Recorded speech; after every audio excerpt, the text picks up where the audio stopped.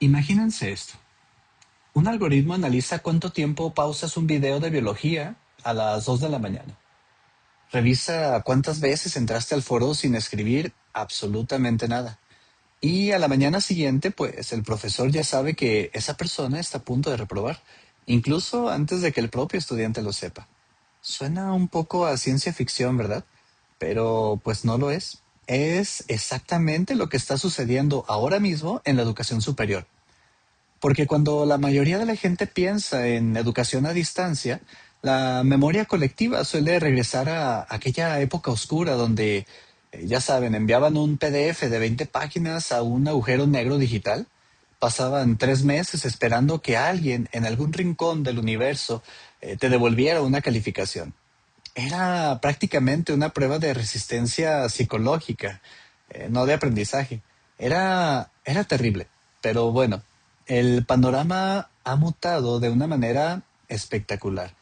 En nuestra inmersión de hoy, vamos a sumergirnos en los ambientes virtuales de aprendizaje, o ABA como se les conoce. Y bueno, aclaremos algo desde el inicio. Estos entornos ya no son el plan B para emergencias, son la infraestructura principal y absoluta de cómo se construye el conocimiento a nivel global en la actualidad. La misión de hoy es entender cómo pasamos de bodegas de archivos a ecosistemas vivos. Partamos desde la idea de que un ambiente virtual de aprendizaje es un espacio educativo alojado en la web, conformado por un conjunto de herramientas informáticas que van a posibilitar la interacción didáctica. Y en la educación superior, este ambiente virtual de aprendizaje no debe verse solamente como un repositorio de documentos PDF. Es decir, debemos cambiar la visión a que el ABA es ahora un entorno ecológico digital planificado donde se van a desarrollar los procesos de enseñanza, aprendizaje, la investigación, la gestión académica. Aquí es donde se genera pues esta interacción entre estudiantes, contenidos, docentes y se busca superar las barreras del espacio y el tiempo bajo modelos pedagógicos específicos. Es decir, bajo modelos como el constructivismo, el conectivismo, el aprendizaje significativo, el aprendizaje colaborativo. Y bueno, entonces debe quedar claro que ya no estamos hablando de un simple parche temporal de software. Lo fascinante aquí eh, es que el verdadero salto no es tecnológico, es un salto puramente ecológico, es decir, hemos dejado de enfocarnos qué tan rápido procesa datos un servidor. Eso ya está resuelto. Ahora nos enfocamos en cómo ese entorno permite que los seres humanos interactúen, colaboren, construyan ideas y esto quiere decir que la tecnología pasó de a ser ahora la tierra fértil y el aprendizaje pues sería el ecosistema vivo que crece en ella. Es decir, al seguir de cerca la evolución de la tecnología educativa, sabemos con claridad qué son las plataformas, pero el cambio de paradigma real radica en dejar de verlas solamente como un repositorio de PDFs, en donde antes entrabas, sacabas un archivo, subías una tarea y luego pues te ibas. Ahora el nuevo modelo de un ambiente virtual de aprendizaje es más como un campus universitario vibrante, es algo así como un espacio donde los debates de medianoche, la investigación cruzada, las asesorías, incluso aquellas charlas casuales de pasillo, pues están ocurriendo de forma simultánea, pero obviamente codificadas en este entorno digital. Y claro, para que este ecosistema no colapse, pues se apoyan modelos pedagógicos muy robustos. No se trata solamente de arrojar información a la pantalla y esperar lo mejor. Operan bajo lo que llamamos constructivismo digital y conectivismo crítico. Pero vamos por partes para no perdernos, ¿les parece? El constructivismo digital significa que el conocimiento no se recibe pasivamente, se fabrica. El estudiante ensambla las piezas interactuando con los recursos, metiendo las manos, probando cosas. Y por su parte, el conectivismo crítico es entender que el aprendizaje ya no ocurre solo. Digamos, ya no ocurre solamente en la cabeza de una persona encerrada en su cuarto. ocurre más bien en la capacidad de conectarse a redes de inteligencia colectiva externa para resolver problemas reales. Básicamente, saber cómo encontrar, filtrar, utilizar el conocimiento de la red, en lugar de intentar memorizarlo todo y solamente eso. Y este ecosistema se sostiene sobre cuatro pilares estructurales fundamentales que pues han madurado bastante. Entre ellos están primero los usuarios activos, que son estudiantes con un altísimo nivel de autogestión, y docentes que actúan más como guías o mentores, no como dictadores de clase, sino más bien como curadores de contenido. Luego tenemos un diseño curricular pensado de forma nativa para lo digital. Nada de escanear el viejo libro de texto y subirlo. Además, pues se tiene un soporte eh, multidisciplinar, porque detrás de una buena clase siempre habrá diseñadores instruccionales y tecnológicos trabajando bajo la sombra. Y bueno, finalmente, un sistema de gestión de aprendizaje de vanguardia, el famoso LMS, o Sistema de Gestión de Aprendizaje en español, que actúa como el motor central. Pero debemos entender que hoy en día también las prioridades de los estudiantes pues son súper exigentes y pues aquí hay un punto crítico para que en este campus virtual funcione realmente bien en la vida diaria de alguien, digamos, no sé, un viernes por la noche antes de entregar un proyecto final. El entorno debe garantizar dos atributos ideales que no son negociables. Las prioridades absolutas en la experiencia moderna tendrían que ser la omnipresencia al 100% y una interactividad. Porque imaginen que van en el transporte público con el teléfono o están en casa con su tableta electrónica y pues el campus les acompaña sin problemas. Pero, ¿cómo se ve realmente ese 95% de interactividad en la práctica? Bueno, esto significa que casi no hay momentos pasivos. En lugar de sentarte a ver un video de 2 horas de corrido, perdiendo la atención, el entorno te interrumpe los 10 minutos con un pequeño escenario, una toma de decisiones, por ejemplo. Es decir, te obliga a estar alerta, te obliga a arrastrar conceptos, te obliga a debatir en un foro que está integrado al mismo video o a evaluar el trabajo de un compañero ahí mismo. El sistema exige pues que la persona reaccione y tome el control continuamente. Así se ve la interactividad en la práctica. De lo contrario, el avance simplemente se detiene.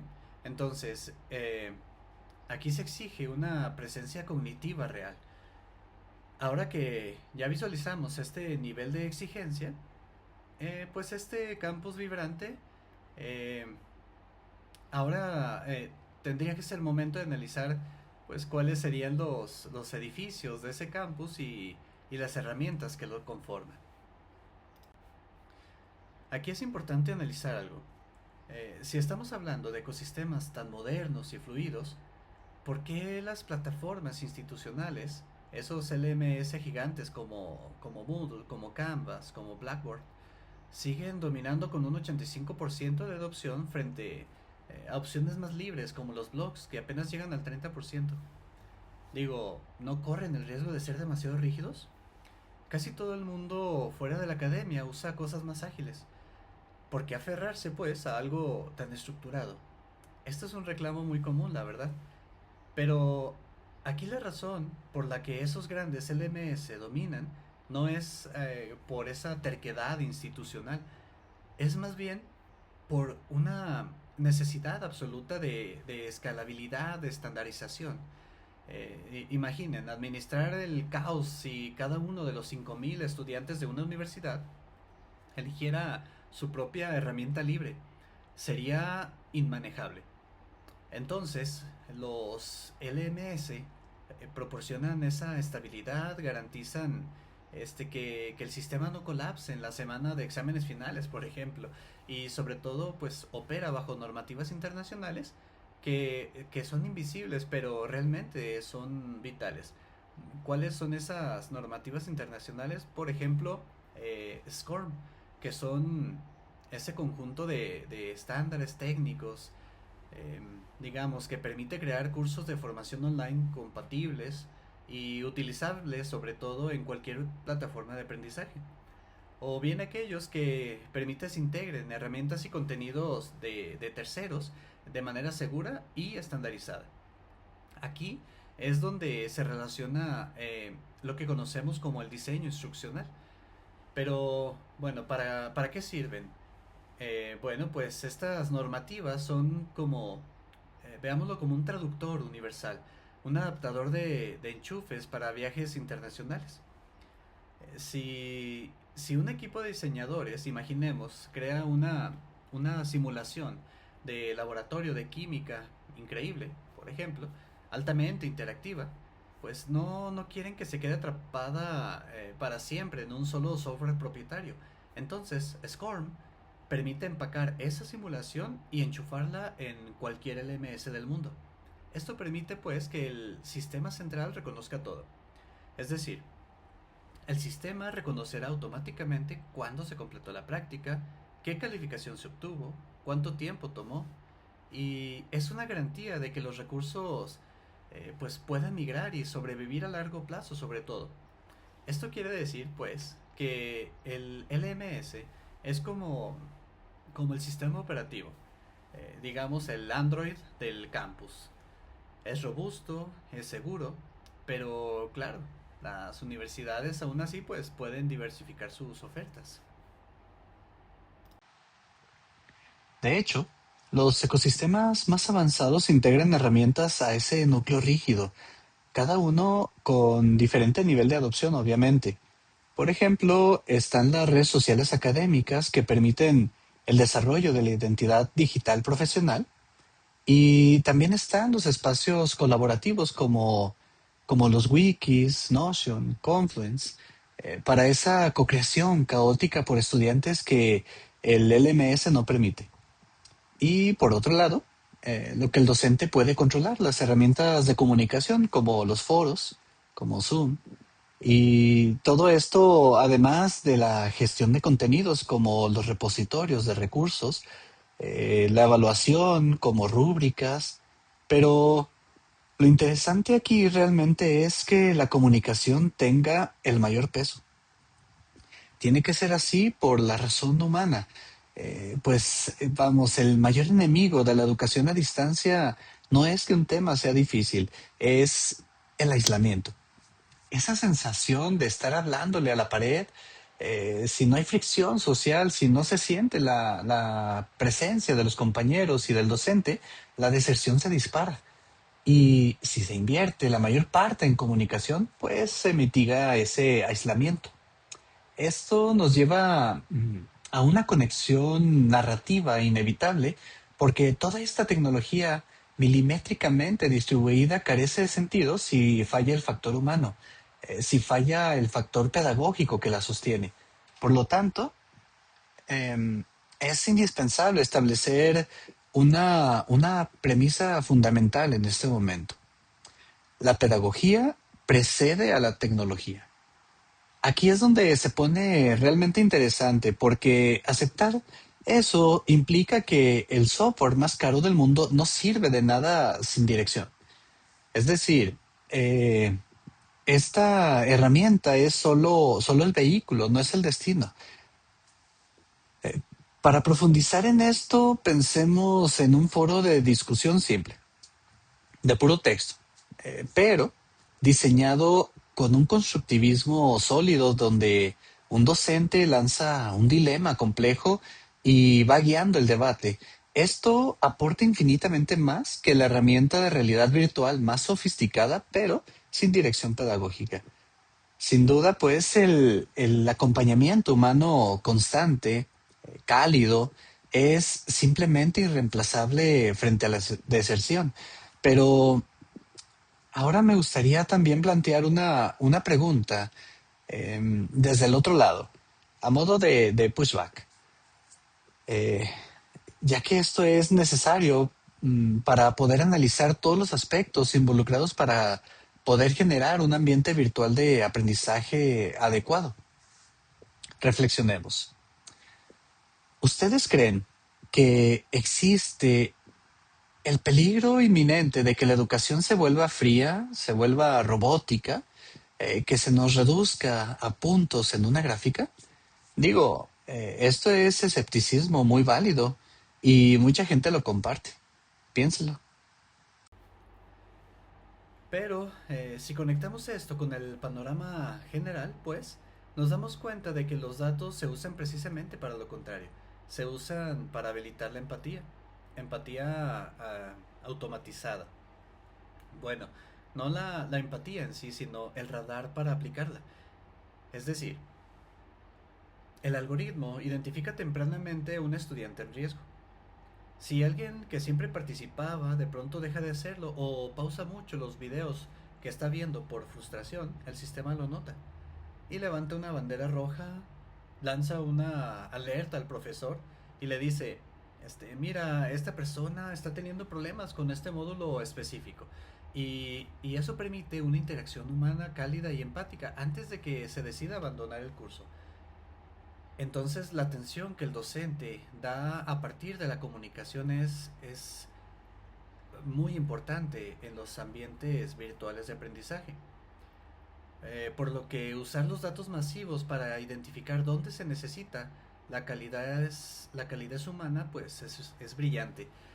Pero claro, hay retos críticos externos al software para poder lograr esto. Es decir, existen grandes retos a considerar para lograr crear un adecuado ambiente virtual de aprendizaje. El primero es la brecha digital. No podemos asumir que todo el mundo tiene fibra óptica en casa. Eso sería diseñar para la exclusión. Por eso la necesidad vital de los modos offline.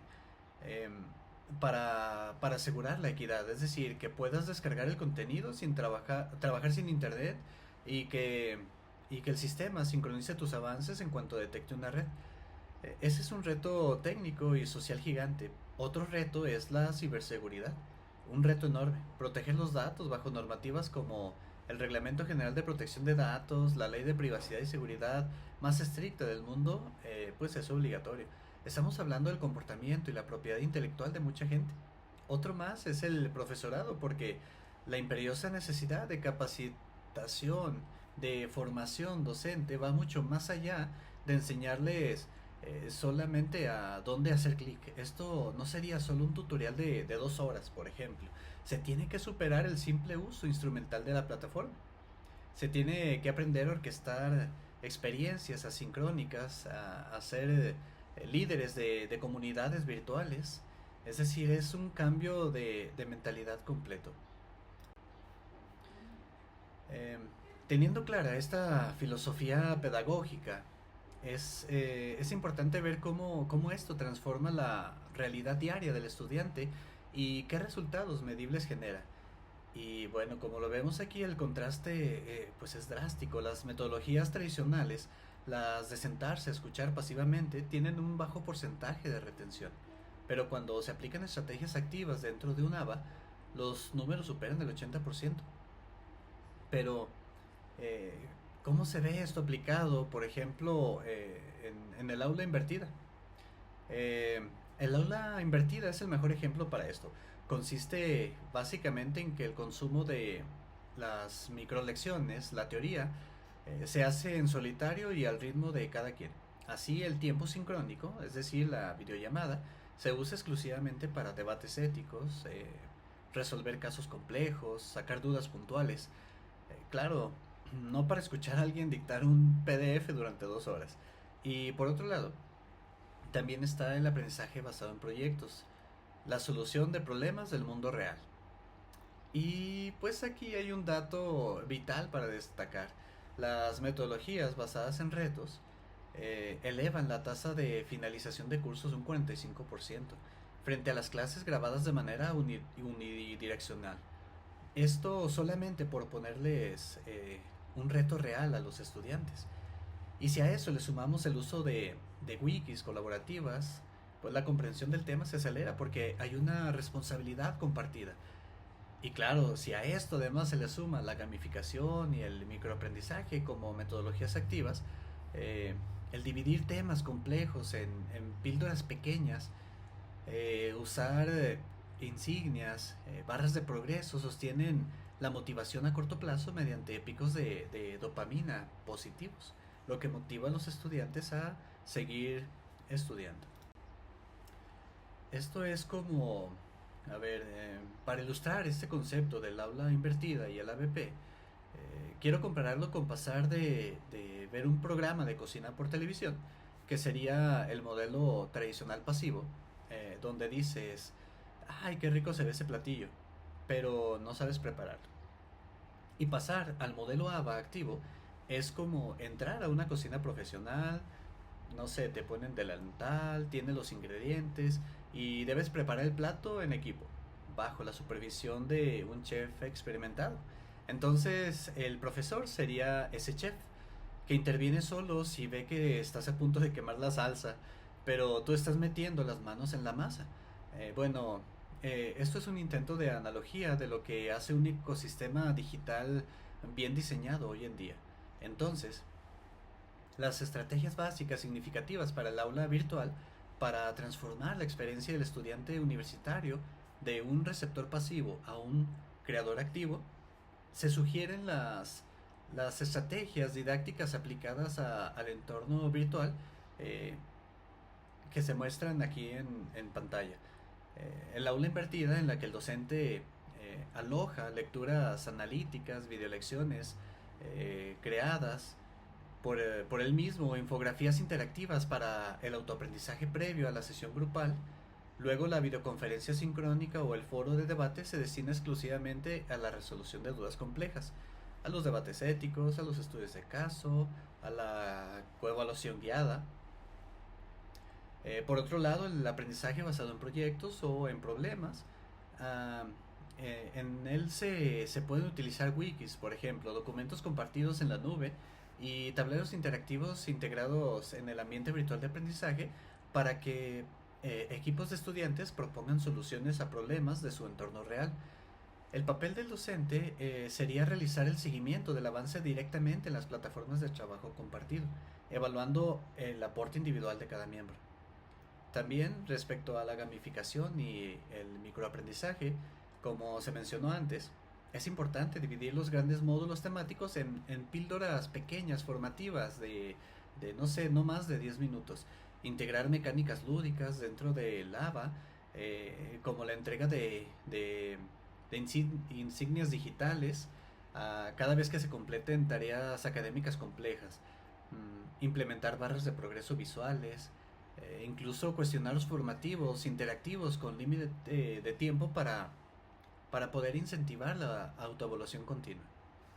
Pero entonces, ¿qué significa todo esto? Bueno, si juntamos los pilares mencionados, las herramientas, la pedagogía y estas estrategias, a modo de resumen conciso de la misión, se reafirma que los ambientes virtuales de aprendizaje han redefinido la educación superior por completo. No es un triunfo del software, no se trata del código, son un triunfo del diseño de experiencias formativas. El estudiante es ahora un creador activo de conocimiento, apoyado por la inteligencia colectiva. Y este plantea una pregunta importante de cara al futuro de nuestras instituciones. Y obviamente esto nos debe ayudar a entender por qué esto es relevante, es fundamental para cualquier persona interesada en adquirir nuevas habilidades o simplemente comprender el mundo moderno. El secreto está en dónde eliges aprender. Entonces, hay que buscar entornos de aprendizaje que ofrezcan esa interactividad, esa omnicanalidad. Es la única forma de no abandonar el intento y retener verdaderamente la información. Es decir, el entorno dicta en gran medida el éxito del aprendizaje. Y ese entorno debe estar también eh, organizado con la comunicación adecuada que permita la generación y atención de las dudas. Entonces, para lograr crear un ambiente virtual de aprendizaje adecuado, es necesario considerar los retos críticos para la educación superior. La transición de los ABA en las universidades no es únicamente un reto técnico, eh, es principalmente institucional. es pedagógico, es social. Las instituciones deben prever alternativas de acceso para estudiantes con conexiones limitadas a Internet o hardware de bajo rendimiento, permitiendo descargas de contenido para uso offline. El éxito de UNAVA es proporcional a la competencia digital también del profesorado, por lo que la capacitación y formación continua debe enfocarse no solo en aprender a usar botones de la plataforma, sino a diseñar experiencias didácticas en línea. No se debe olvidar el cumplimiento riguroso también de las normativas de protección de datos personales. Eso es muy, muy importante. Tanto de los estudiantes como de los docentes, incluyendo los recursos creados por ambos. Todas estas producciones intelectuales de estudiantes y docentes deben tener la seguridad de que van a estar protegidas. Entonces, los puntos clave para el éxito de un ambiente virtual de aprendizaje inicia con la idea central de que el modelo pedagógico precede a la tecnología. La plataforma es un medio, no es el fin. Recordemos pues que un foro de discusión diseñado bajo un constructivismo sólido aporta más que aporta más al aprendizaje que la herramienta tecnológica más sofisticada pero vacía de dirección pedagógica.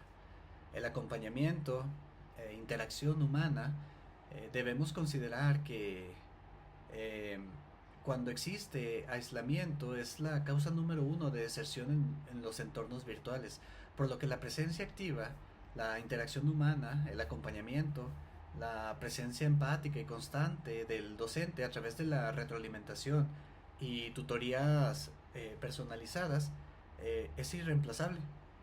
Otro punto clave son las analíticas de aprendizaje. Es decir, aprovechar los datos de interacción que ofrece el ABA para identificar de forma temprana estudiantes en riesgo de reprobación o deserción escolar y con esto diseñar intervenciones oportunas. Bien, para finalizar esta charla, me gustaría dejar una idea en el aire para la reflexión.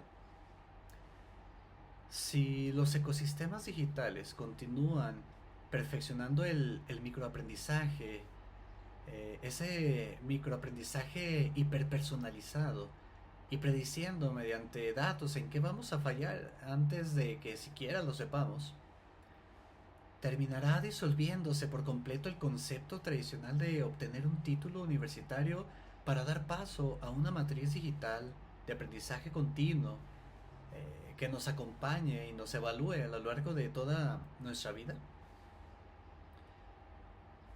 Es un horizonte que ya no se ve tan lejano, la verdad. Definitivamente, algo para pensar. Agradezco su atención. Espero que se generen muchas dudas sobre este tema que abordamos el día de hoy. Con gusto intentaré apoyar en resolverlas. Hasta nuestro próximo análisis. Fue un gusto.